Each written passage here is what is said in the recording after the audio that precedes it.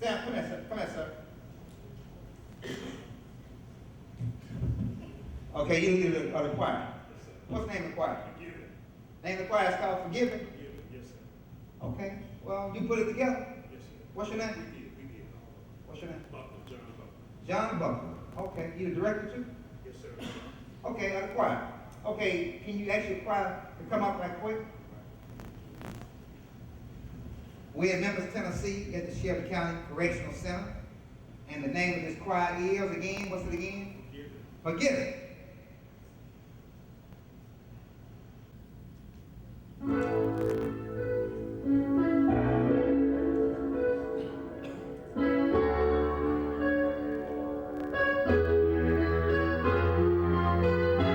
Put your hands together for the Lord.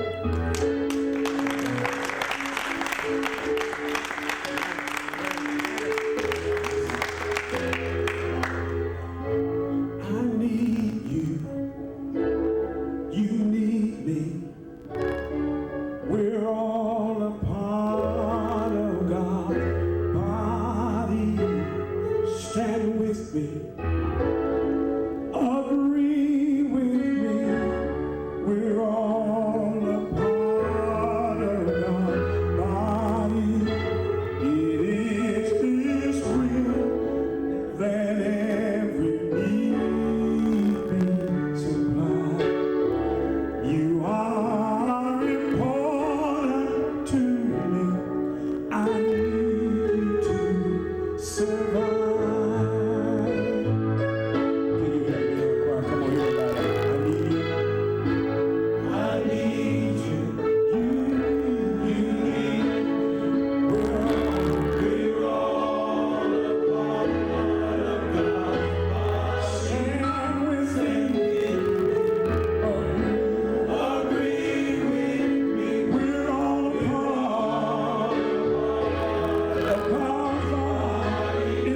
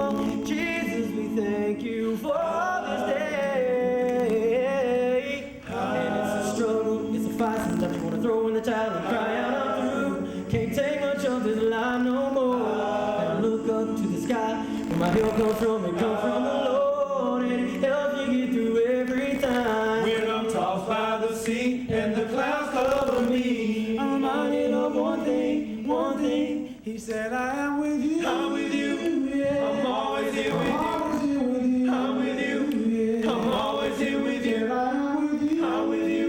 Yeah. I'm always here with you. I'm with you. Yeah. I'm always here with you. I will see you through. See you through. Yeah. The Lord will see you through. See you through. Yeah. The Lord will see you through. I will see you through. See you through. Yeah. The Lord will see you through. See you through. Yeah. The Lord will see you through. See you through. Want the Lord, The Lord. thank you, Jesus. Love you. Don't he love you, Lord, Lord, Lord? See He woke me up this morning, started me on my way. the Lord. Only you, God, I give all the glory, honor, and praise, Lord. I thank you, Jesus. I looked at my hands this morning, my hands was new. I looked at my feet, Lord, today. Thank you, Jesus. Thank you, Lord. Only you, God, yeah. Only you, God, yeah. Only you, God, can save my soul. Only you, God, can raise me home, Lord, Lord. I love to call on your name. Only you, God, yeah. Only you, God, yeah. Can save my soul, yeah. Every morning, just before the break of day, I go down on my knees. I pray and I pray, Lord. Thank you, Jesus. Only you, Lord. Only you, Lord. Only you, God, yeah. Don't you love to call his name? Thank you, Jesus. Only God can see me through all the trials, all the troubles that I've been through, all the days of my life, all the days of my life. I'm with you. I'm always here with you. I'm with you. I'm always here with you. I'm with you. I'm always here with you. I'm with you. I'm always here with you. See you through. The Lord will see you through. See you through. The Lord will see you through. Director of Word Up Production on the Street Peace television program. What that means is we go out on the street, produce rallies, interviews, videos, movies. We also work with top entertainers, politicians, or other organizations addressing crime in the community. And we also come out, as we are here today, to visit you. I've been coming to the Penal Farm here in Memphis, Tennessee since 1984. Director Michael Tabor, he was a counselor when I first came out here. Behind me, I have quite a few of my members. Some are running a little late behind, but we got to get things on schedule. I believe in being on time. Okay, this is Miss Barbara, Lula Barbara. This is my wife, Patricia Tabor. First, she works for STC, Shelby County Training Center, has been there for a lot of years, working with the youth. This is my wife, beautician. She works in the community with Word Up Production. This is Dewana Jones. She works at Juvenile Court. This is Joyce Dowdy. Joyce Dowdy works for IRS, tax people. Thank you for your time. Y'all can have a seat. And my son, Michael Tabor Jr. Thank you. My son, Michael Tabor Jr. Is operating the county. First, I'd like to say thank you for putting this DVD in, Mr. President. I'd like to thank the Supreme Court, Washington, D.C. I'd like to thank BET. I'd like to thank NAACP. And I'd like to especially thank Ms. Oprah Winfrey for viewing this particular program. Now, some of the things that I'm going to talk about today is going to address you here. Some of it's going to address the viewing audience. But the reason why I'm here is to kind of break down the system. Y'all heard of the system, haven't you? Okay, while I'm here, I want your complete attention. I want you to relax. I'm here because we're trying to make a difference. That's why we're here. Now, the last time I was here, I brought some individuals that role-played slaves. And we talked about the slave ship, and we talked about economics. I'm a firm believer in God. I believe in Jesus. Been baptized. I love God. That's what God motivated me. But I'm in America. I'm an African American. I'm going to speak to the African American people first, since I am African American. I'm going to address some of those issues, since I have a lot more relationship and experience being an African American, since I am. So I'm going to start with my own race first. If that makes a lot of sense. Okay. As an African American, it's a problem with being a minority. Some people think minority means a race. Minority means numerological. It means a less amount of people, for those who don't understand it. Now, in America, a lot of people didn't have a lot of rights until the civil rights struggle. The civil rights struggle gave a lot of rights to everybody. Martin Luther King is my role model. I hadn't mentioned it yet, but it was a time that I was homeless too. I grew up in Chicago, came to Memphis at 15. The gangs were recruiting individuals. My mother wanted me to be in the gang, so she sent me to Memphis, came stay with my daddy. Me and stepmom didn't get along too good. I ended up being on the street at 16, being a father at 17. I did a few things I didn't want to do until I got to be 18. It's the difference between breaking the law when you're homeless and don't nobody care about you, and breaking the law when you get opportunity. A lot of people break the law because they just don't pay attention. How can people born in America suffer, and you get people coming to America that's outdoing it? Something wrong with that picture. Some of it is because of the people themselves, but some of it is because of the country. Let me cut this phone off. I figure somebody will call me. Hold on a second, that's some of my other people. We've already started. You're going to have to come on in. Okay, just go through the gate. They'll let you in. I'm on tape right now. I got to go. Bye. Excuse me. See, when you're late, I ain't got time. Okay, they coming in. Now, as I was saying, now this is very important. Where we are today is the result of 20 years ago, 25 years ago. Now, after the civil rights struggle, everybody wanted America to prosper.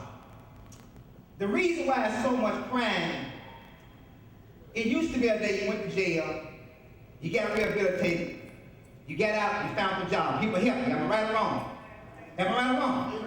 Okay, you break the law today, whatever reason, you get a felony charge or whatever, you can't get no job, right? Okay. If you pay your debt to society, you should be able to vote, get back into the community as a respected taxpayer. Am I right or wrong? Okay, I'm gonna roll through this quick. The problem is, there's no accident that this is not happening. See, America was built on slaves, but the country was based on economics, even though it's one nation under God. It's always one nation under God until you implement it physically. That's what Martin Luther King, Robbie, John F. Kennedy did.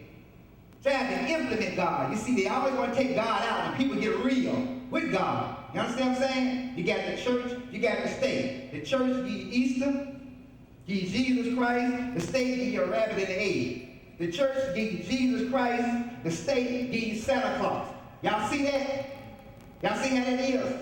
Same holiday, different thing. Whatever you want to believe in. But here's the problem.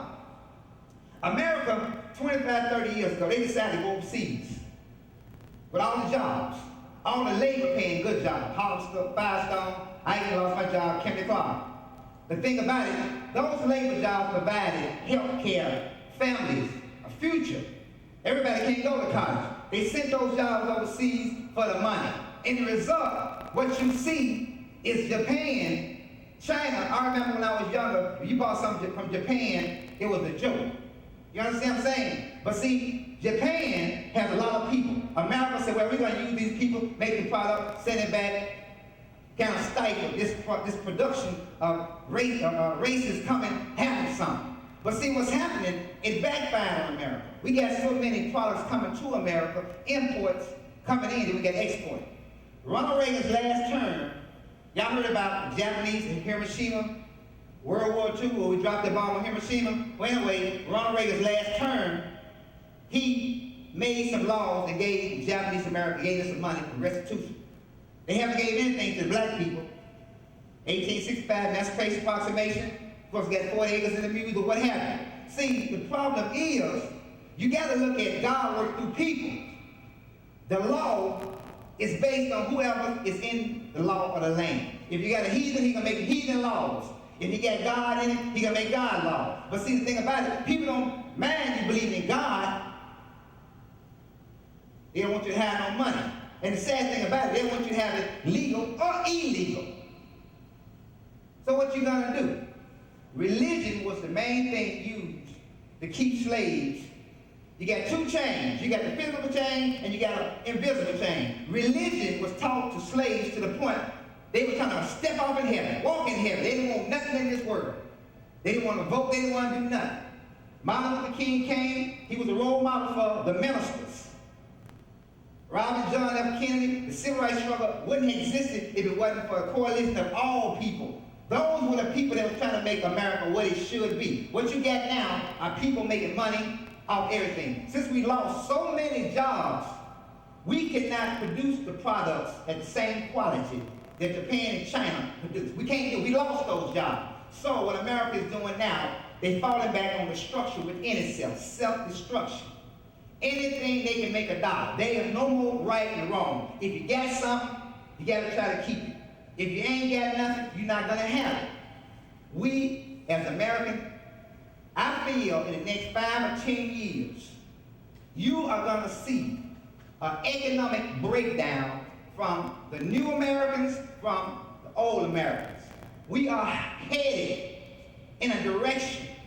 You got so many people in the country economically empowering themselves that the people in America, not just blacks, black, whites, but since we are a minority African American, it affects us quicker. You got more foreigners owning businesses in the black community than any other community. Everybody come to America, they come to the African American community.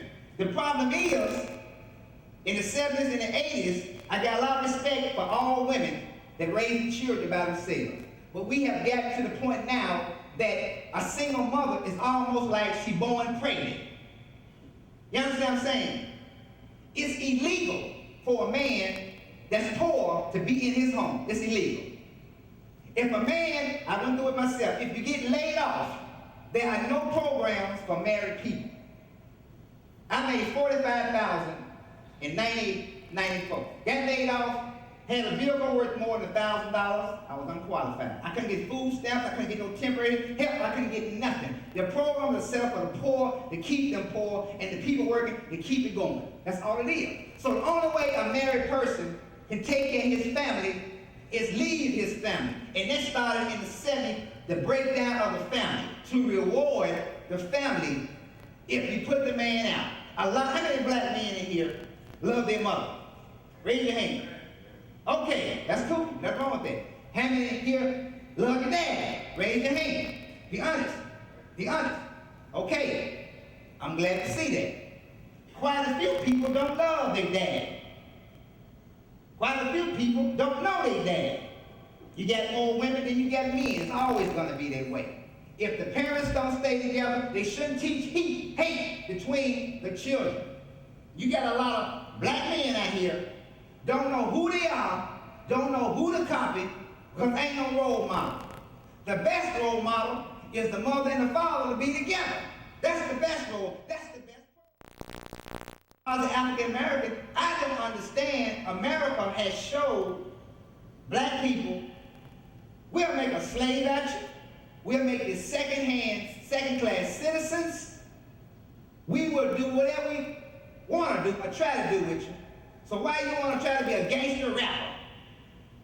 What nerves have you got? You got a couple of guns. Like I said, some of this stuff I'm talking out there. People watching the program. You're walking around, y'all watching you got the brother walking around with pants hanging down, ain't getting no education, just violent. That's why I'm here today. To try to talk to y'all, get y'all to say a few words. Y'all sing. I heard a couple songs earlier, we're gonna do that. But I did a movie on Time Warner Cable called Rolling with the Cable. And what that movie dealt with was every time these two guys breaking the law, every time they said the word my nigga, every time the guy said the word, I'm about to leave this off, the word my nigga, in the movie, I popped up to be showing where that word came from. Now y'all seen this thing before, I can't get it down, but I got my glasses on.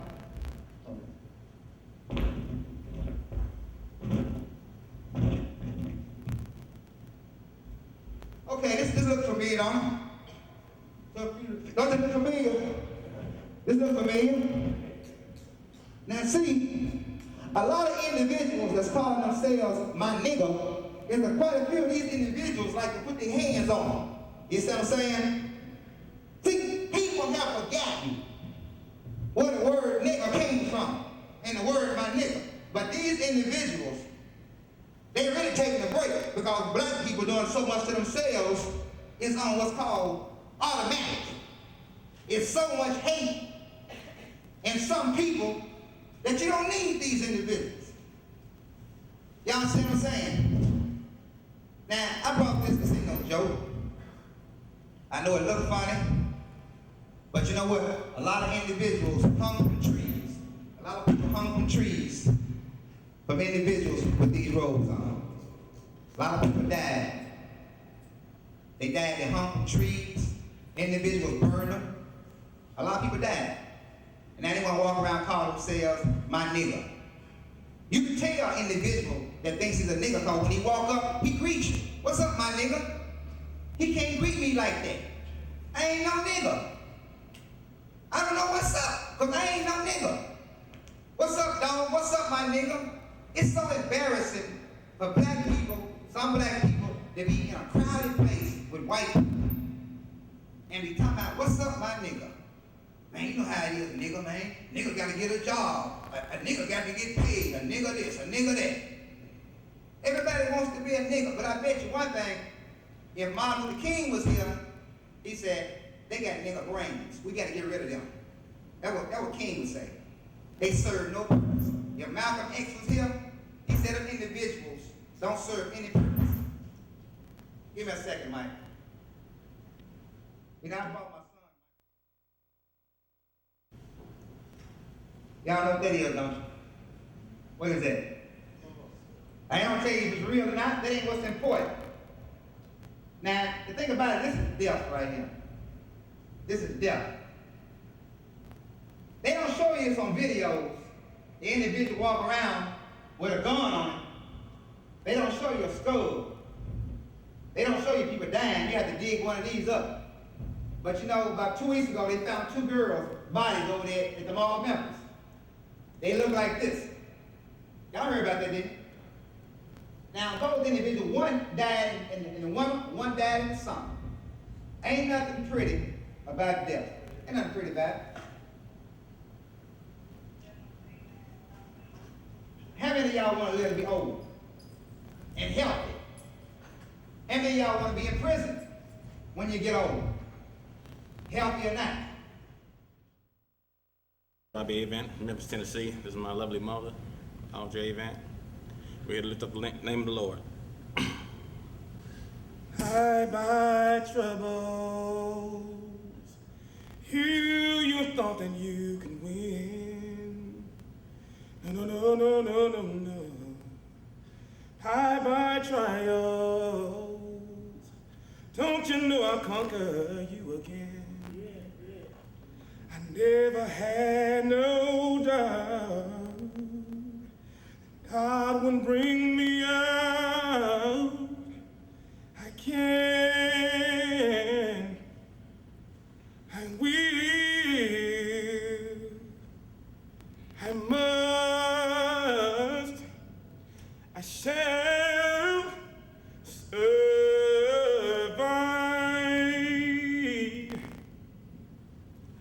Why does it seem the one we love the most smile in your face? Your love they will ignore. All the pain that it caused can never be described. But it's time to stand tall and move with your life. Oh, it seems the shadows will not ever leave. When the sun is shining so bright, it's as though you cannot see. And the pain deep down inside you pray, God, take it away, please. But just when you give in, the sun will shine again. I can, I will, I must, I shall survive. I will. Someone told me that I was too involved. Cycles of life will never change, they only revolve. Some have been crushed by friends and families, but only love of the Lord will last eternally. Hi, this is Michael Tabor. This has been another Word Up production on the Street Peace television program. You can contact me at 901-859-0751 or 901-795-2550. I hope you enjoyed this program. God works through people. God bless you. Thank you. I will, I shall survive. I can, I will, I must, I shall survive. I can, I will.